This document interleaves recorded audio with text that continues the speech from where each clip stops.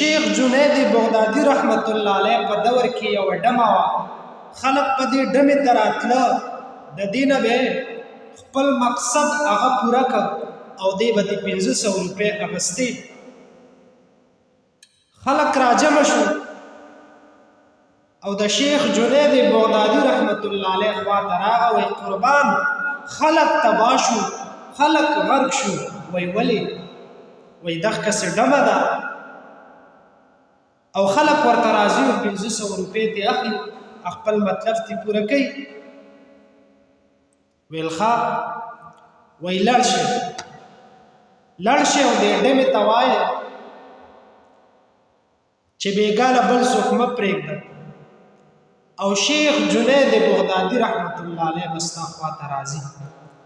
خلک راغه دې ډمې ته، وایي چې دغسې بېګا شپې له بل څوک مه پرېږده او شیخ جنید بغدادي رحمت الله علیه به ستا خواته راځي. وایي شیخ جنید بغدادي او زما خواته؟ ویل زه خو ډمې یم. ویل که هر صحیح خو بېګاله به بل څوک نه پرېږدې او شیخ جنید بغدادي رحمت الله علیه به ستا خواته راځي. بېګاله شیخ جنید بغدادي رحمت الله علیه راغی او ډمې ته وایي چې څنګه چل دی؟ ویل 500 روپۍ راکړه. وایي ښه واله 500 روپۍ.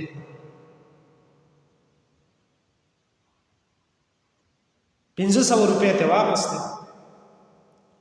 ویل تا ما نه دا 500 روپۍ په کوم مقصد باندې واخیستې؟ وایي دا مې درنه ځکه واخیستې چې بېګا شپې له زما ځان ټول تا ته وقف دی، چې ته څه وې نو زه به ویم چې ښه. شیخ جنید بغدادي رحمت الله علیه ورته وایي انکار خو به نه کوې؟ وایي نه، چې ته څه وې زه به ویم چې ښه. وایي ښه.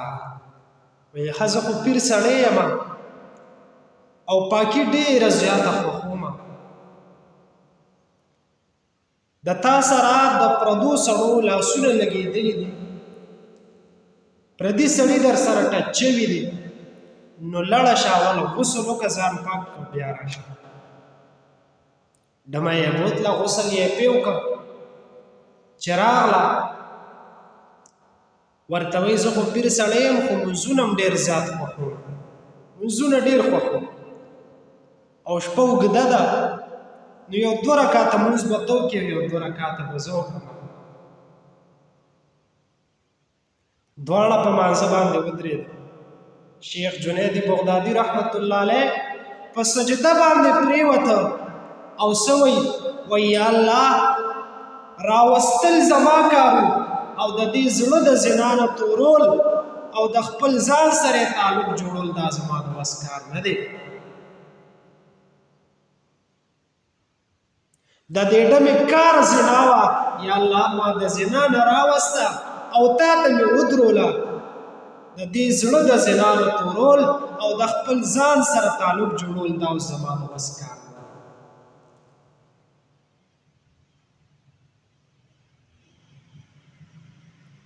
وایي یا الله د رسول الله مبارک د مخ په خاطر باندې د دې زړه د زنا نه تور کړي او د خپل ځان سره تعلق جوړ کړي.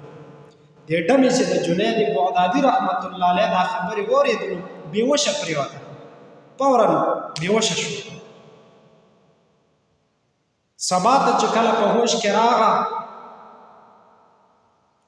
نو د شیخ جنید بغدادي رحمت الله علیه په لاس باندې بیعت وکړ او د وخت بزرګه ترې جوړه شوه. دې ته وایي بزرګان. د ډمې کور ته تلل به یې سعادت ګڼل، ځکه د هغې اصلاح دپاره به